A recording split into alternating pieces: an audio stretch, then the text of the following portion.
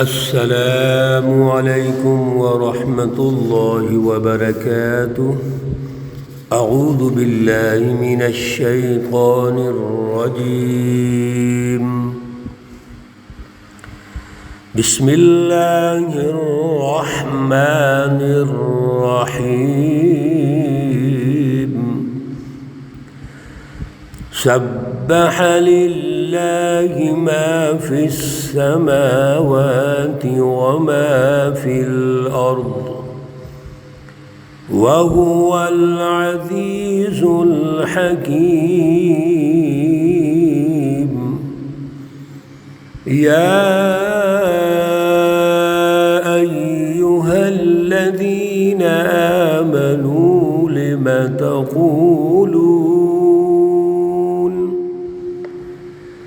لم تقولون ما لا تفعلون۔ صدق اللہ العلی العظیم۔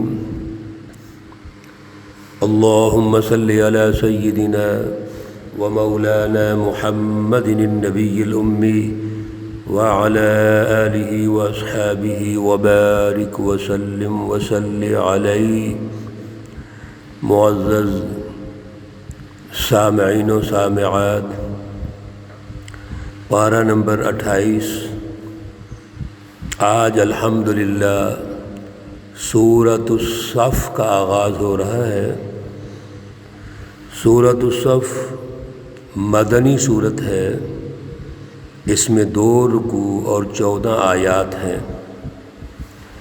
یہ سورہ مقدسہ مسبحات 7 میں سے یعنی جن کا آغاز سبح للہ سے ہوتا ہے۔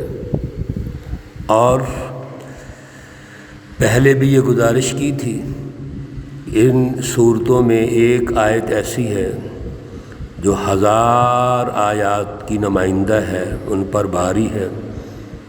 اس سورہ مقدسہ میں بھی هو الذی ارسل رسولہ بالہدی ودین الحق لیظہرہ علی الدین کلہ، یہ والی جو آیت مقدسہ ہے، آیت مقدسہ نمبر 9، وہ 1000 آیات کی نمائندہ ہے۔ پچھلی جو صورتیں گزری ہیں سورۃ المجادلہ میں اللہ رب العزت نے حزب اللہ کی تشکیل کے بنیادی اصول، ضابطے اور قاعدے ارشاد فرمائے تھے۔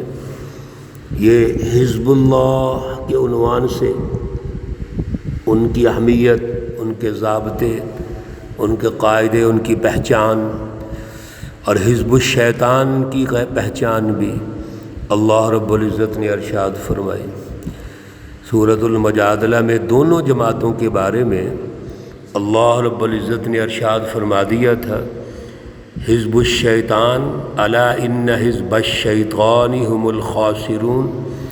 یہ جو شیطانی جماعتیں ہیں، ظالمانہ نظام قائم کرنا چاہتی ہیں، شرک، کفر اور نفاق پھیلانا چاہتی ہیں، یہ سب ناکام ہو جائیں گے۔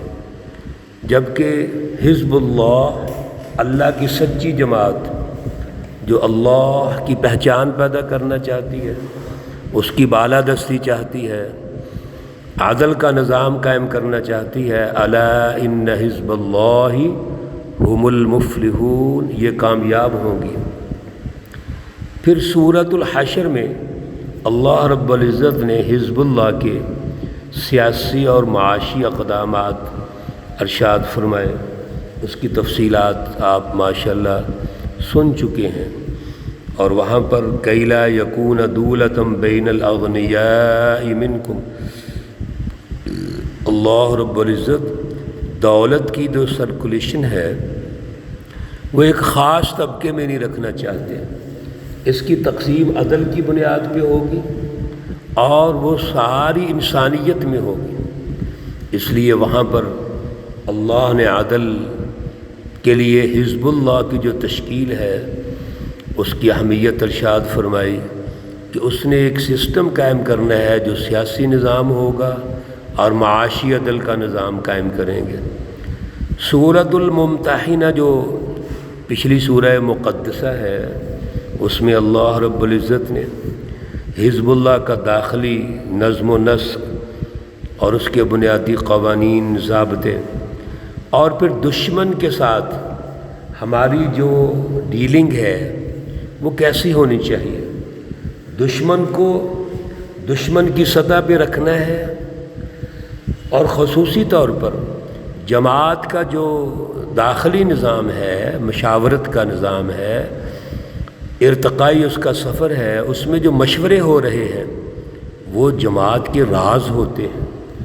لہٰذا دشمن کو اس طرح ڈیل کرنا کہ ہم اپنے راز بتا دیں، یا ہم فتوحات کے حوالے سے جو ہمارا ارتقائی سفر ہے اس سفر کے حوالے سے کوئی بات لیک کر دیں، تو یہ درست نہیں ہے، بلکہ اس کی حفاظت ضروری ہے۔ جماعت کے راز محفوظ ہونے چاہیے۔ یہ وہ بنیادی چیزیں ہیں جو حزب اللہ کے لیے ضروری ہیں۔ سورۃ الصف میں یہ جو صف لفظ ہے، یہاں سے آپ غور و فکر کیجئے کہ اللہ رب العزت جماعت کے لیے جو بنیادی ذمہ داریاں ہیں وہ ارشاد فرما رہے ہیں۔ صف کا معنی یہ ہوتا ہے ایک سطح پہ، ایک انداز میں، ڈسپلن اور نظم و ضبط کے ساتھ کھڑے ہونا۔ جیسے ہم نماز پڑھتے ہیں تو نماز میں صف بندی جو ہوتی ہے وہ کیا ہے؟ برابر کھڑے ہونا، درمیان میں خلا بھی نہیں ہونا، مل کے کھڑے ہونا ہے اور برابر کھڑے ہونا ہے، ایک صف کے اندر کھڑے ہونا ہے، آگے پیچھے بھی نہیں ہونا۔ یہاں سے کیا تربیت مل رہی ہے کہ حزب اللہ اپنی فکر، اپنے نظریے اور اپنے عمل میں ایک جامعیت رکھتے ہیں، وہ کسی چیز میں بھی آگے پیچھے نہیں ہو سکتے، اپنے جماعت کے فیصلوں کے اندر رہتے ہیں، امیر کی اطاعت میں رہتے ہیں۔ یہ بنیادی ذمہ داریاں انشاءاللہ العزیز مزید سورۃ الصف میں ہم دیکھیں گے۔ اللہ رب العزت ارشاد فرما رہے ہیں، سبح للہ ما فی السماوات وما فی الارض۔ اللہ کی پاکی بولتا ہے، اللہ کی پاکیزگی بیان کرتا ہے۔ سبح پاکیزگی بیان ہوتی ہے للہ اللہ کے لیے۔ کون سی چیزیں؟ ما فی السماوات، جو کچھ آسمانوں میں ہے، وما فی الارض، اور جو کچھ زمین میں ہے۔ ہر چیز اللہ کی پاکی بیان کر رہی ہے۔ کیوں نہ اللہ کی پاکی بیان ہو؟ اللہ ہی تو ہیں جو آسمانوں اور زمینوں کے خالق ہیں، وما بینہما، اور جو ان کے درمیان ہے اس کے خالق ہیں۔ یہ تو اللہ کی صفت ہے، پھر اللہ ہی کی پاکی بیان ہونی چاہیے۔ کون ہے جو اللہ کا مقابلہ کر سکے؟ وَإِن مِّن شَيْءٍ إِلَّا يُسَبِّحُ بِحَمْدِهِ، اس ذرے ذرے میں اللہ کی تسبیح ہے۔ کائنات میں کوئی ایسی چیز نہیں ہے جو اللہ کی تسبیح، تحمید، تقدیس بیان نہیں کرتی۔ میرے عزیزو، اللہ ہی لائق ہے اس کے۔ جب ہم یہ نظریہ رکھیں گے تو پھر سارے انسان بھی اللہ کی تعریف کریں گے۔ پھر انسان کی تعریف نہیں کرتا، اس کی تسبیح نہیں پڑھتا، بلکہ اللہ کی تسبیح پڑھتے ہیں۔ جب ساری مخلوقات اللہ کی تسبیح پڑھ رہی ہیں، اللہ کی تقدیس بیان کر رہی ہیں، اللہ کی بالادستی ہے، تو انسان ایسا کیوں نہیں کرتا؟ انسان تو اشرف المخلوقات ہے، اس کو تو سب سے زیادہ اللہ کی تحمید، تقدیس بیان کرنی چاہیے۔ اور میرے عزیزو، یاد رکھو، جب یہ انسان اللہ کے ساتھ ربط قائم کر کے اللہ کی پہچان پیدا کر لے گا اور اس کے قلب میں تصدیق بالقلب، اور اقرار باللسان اور عمل بالجوارح، تینوں چیزوں میں اللہ کی تسبیح ہوگی تو یہ ہے اللہ کی بالادستی، اور پھر اللہ کی رحمتیں اور برکات نازل ہوتی ہیں، اور یہی اللہ ارشاد فرما رہے ہیں وَهُوَ الْعَزِيزُ الْحَكِيمُ۔ اللہ رب العزت کی ذات اقدس وہ ہے جو زبردست ہے، حکمت والی ہے۔ اللہ کی ذات ہر اعتبار سے غالب ہے، اور سبحان اللہ کئی جگہوں پر مسلسل ہم یہ سن رہے ہیں الحکیم، حکمت والی ہے۔ یعنی اللہ نے جتنی بھی کائنات کی تشکیل کی، اس میں مخلوقات پیدا کی، اور پھر بڑی مخلوق انسان کو پیدا کیا ہے، اور انسان کو اللہ نے دنیا میں یہ اختیارات دے دیے، کائنات میں اختیارات دے دیے کہ کائنات کو مسخر کر دیا اس کے لیے۔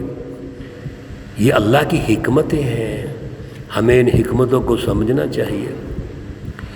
اللہ رب العزت ہمیں اعلیٰ شعور، اعلیٰ نظریہ اور اعلیٰ صلاحیت عطا فرمائیں۔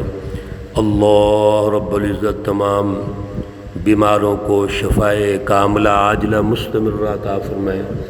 اللہ رب العزت تمام مرحومین و مرحومات کو جنت الفردوس میں اعلیٰ مقام عطا فرمائیں۔ ربنا تقبل منا انك انت السميع العليم وتب علينا انك انت التواب الرحيم، وصلى الله تعالى على النبي الأمي محمد وعلى آله وأصحابه أجمعين برحمتك يا أرحم الراحمين۔ السلام عليكم ورحمة الله وبركاته۔